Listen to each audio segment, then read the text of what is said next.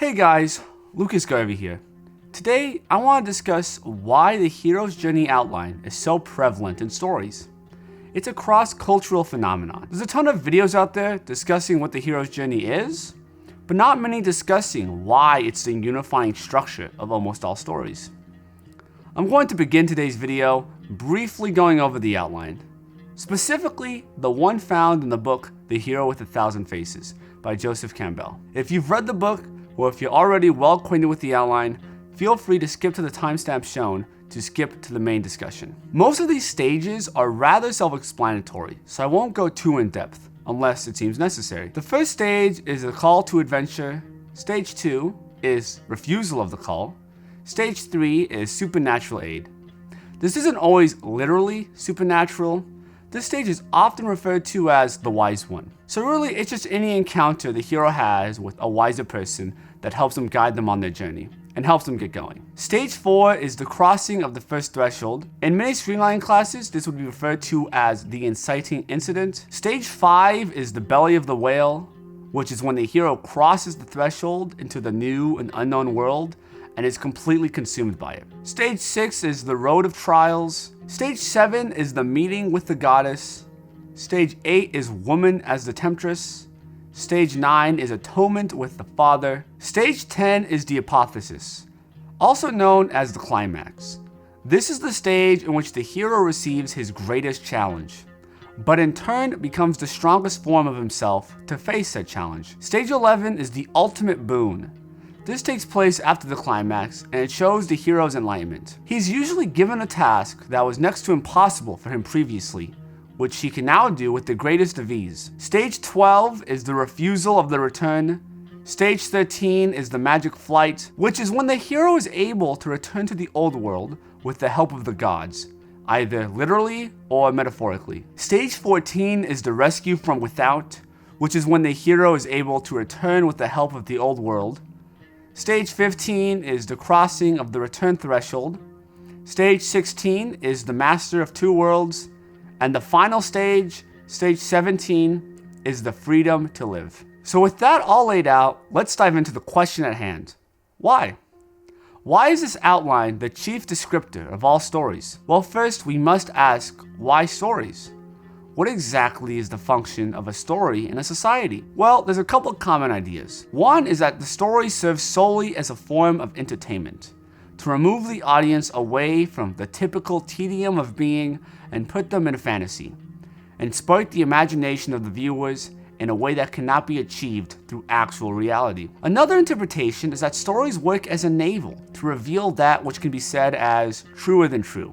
They show a certain meta-reality which exists as an undertone to that which is visible to us. Well, these two forms of thought are really one and the same. The act of telling a story reveals a truth that can't be stated in any other way, which in turn creates a purgative that the audience can indulge themselves in.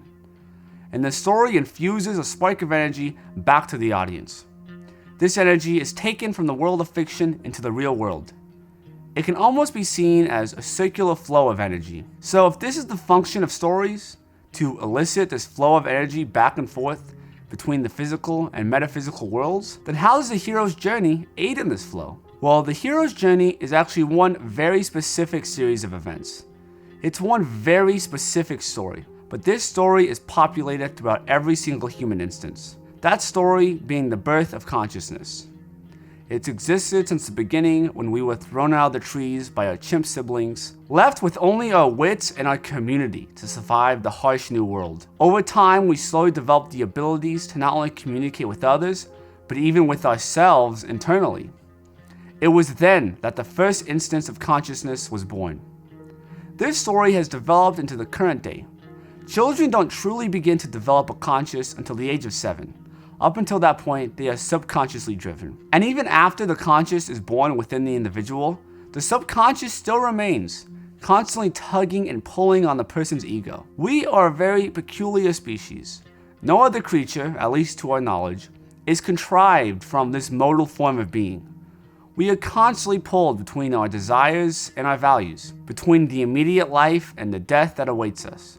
Constantly in battle between the savage primordial but all too necessary subconscious and our conscious selves. The tale of consciousness doesn't just exist across time, but through all forms of space as well. It coexists on the macro and microcosms. Not only does it exist on the microcosm of your own being, but it also has a very literal macro form in the process of procreation. By the process of creating a child and nurturing the development of its consciousness, you exert the infinite potential of your being. For the child is the human manifestation of infinite potential. And if you have kids, and those kids have kids of their own, and those descendants of yours continue to have kids, you are easily able to be responsible for hundreds of human lives within a few generations. Infinite potential multiplied by itself. By accepting this infinite potential of consciousness in you, by conquering your own consciousness, the macro and microcosms fuse into the one. And this story being manifested across all of history, there is no more fear of death to come, or regret of what once was, or anxiety of what is. All of time coalesces into the one. The story of the birth of consciousness is the ultimate and universal truth, for it not only helps you now and in the future, but this insight is brought back to the group, which then improves the development of the whole. This story of consciousness is that which seduces us to life, and the hero's journey is the outline of that tale. Well, how does the hero's journey correlate specifically with the story of the birth of consciousness? Well, it's usually never this literal. Not many stories state specifically that the quest of the adventure is the search for conscious being. There's usually a placeholder to remove the audience from the truth just slightly enough so it appears even truer. Stanley Kubrick once said, "When you say the ideas, they sound foolish. Whereas if they're dramatized, one feels it." It's almost as if these stories are made to penetrate the subconscious and convince it of the necessity of consciousness. The major premise of the hero's journey is that the hero starts in one world, then is able to move into a new world of being, conquer it, and return to the previous world, usually with some newfound knowledge or item that can help the community. It begins with the call to adventure and then the refusal of the call. In terms of consciousness, this can be seen as the hero stuck in their subconscious habits, not wanting to make a change for themselves because they are comfortable with what they are familiar to. They must become conscious and aware of the horror of being before they are truly able to set out. They are given supernatural aid. This can be seen as the father and the mother aiding the development of their child, setting up its value system in as appropriate a way as possible to give them the best trajectory in life. In stories, sometimes it literally is the father, or it might just be a wise man. Or it may even be an idea or concept that gets the hero thinking. The crossing of the first threshold is the first step towards consciousness. This is immediately followed by the belly of the whale. The trials and tribulations towards conscious being are actually worse than the hero expected. Most people in life would get stuck at this point. This is why the hero of the tale is a hero. They're able to push through the initiation. Next is the road of trials, in which the hero is almost always challenged with primordial tasks. He may go hungry, be tempted to do evil, or even attacked. All the trials usually deal with some subconscious primal dilemma, typically not a philosophical debate, though there may be hints of this in the undertone of the story. After this subconscious trauma, the hero meets the goddess, and the goddess is quickly seen as a temptress. This tests the hero's resolve. It can be replaced with anything. Maybe the hero is on a diet, and the goddess could be a nice juicy steak. This gives the hero the chance to go back to his old life prematurely and bask in the joys of the subconscious, which if the hero is a hero, he will try his best to refuse the immediate joy, which it is quite typical that that which is pleasant to the subconscious is destructive to the conscious. Next is the atonement with the father. At this moment, the hero not only surpasses all instances of himself, but he ascends past the father. This is connected to the idea that the child is infinite potential. The child you created has superseded you, the ultimate goal of any parent. This is also important because if the hero doesn't surpass the wise one at the beginning of the story, it raises the question, why didn't the wise man go on this quest? He would have had a much easier time with it. Next is the apotheosis, which is the climax. It's do or die time. At this moment, either the hero will succeed in the story of consciousness or irrevocably fail. If he fails, the story is over and the story shall act as a purgative for the audience.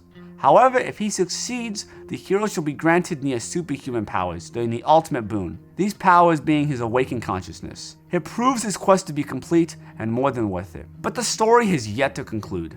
For now, he must return to society and bestow consciousness onto the community. either by having children or by offering the eternal and secular life force embedded in the pursuit of the awakened conscious. However, the hero is faced with a new dilemma, the refusal of the return. Once obtaining the omnipotent power of consciousness and all the infinite potential within it, it can be pleasant to hold on to it and never let go, to stay forever transfixed in your own mind. However, we are as conscious as we are subconscious.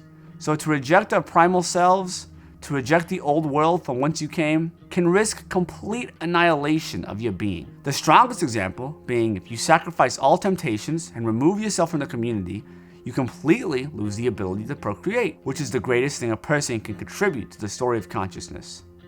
After that, it's either the magic flight or the rescue from without. Both represent being sent back to the old world by the superconscious, which is either a god or any higher power for that matter, or it is the community coming together to bring you back, which a community, being the union of multiple consciousness, can be seen as a superconscious. The crossing of the return threshold demonstrates the ability of the hero to return from whence they came and reintegrate their old subconscious with the newly found conscious. At this point, the hero becomes the master of two worlds. Once armed with the ability of the awakened conscious, he is able to immediately and perfectly conquer his subconscious. At this point, the hero reaches the final stage, the freedom to live. The hero has perfected conscious and subconscious. He has passed all trials and tribulations and is able to live in peace. His story has concluded and now is able to act in any way he pleases, no longer shackled by his subconscious. This freedom to live concept actually exists in the mastering of any craft.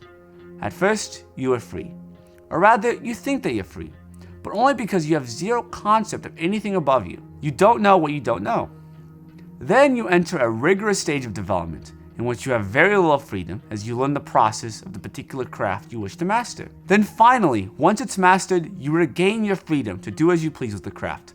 But this time, it is a much greater freedom than you could have possibly imagined previously. This is all summarized quite brilliantly in the adage, freedom through discipline. That's pretty much all I wanted to say about that. If you are hoping for more specific examples of the hero's journey in film, I recommend you check out a video I made a few years ago demonstrating just that. I hope you enjoyed this video. If you did, give it a like, click subscribe for more videos like this every week. Thanks for watching, and I hope you have a great rest of your day.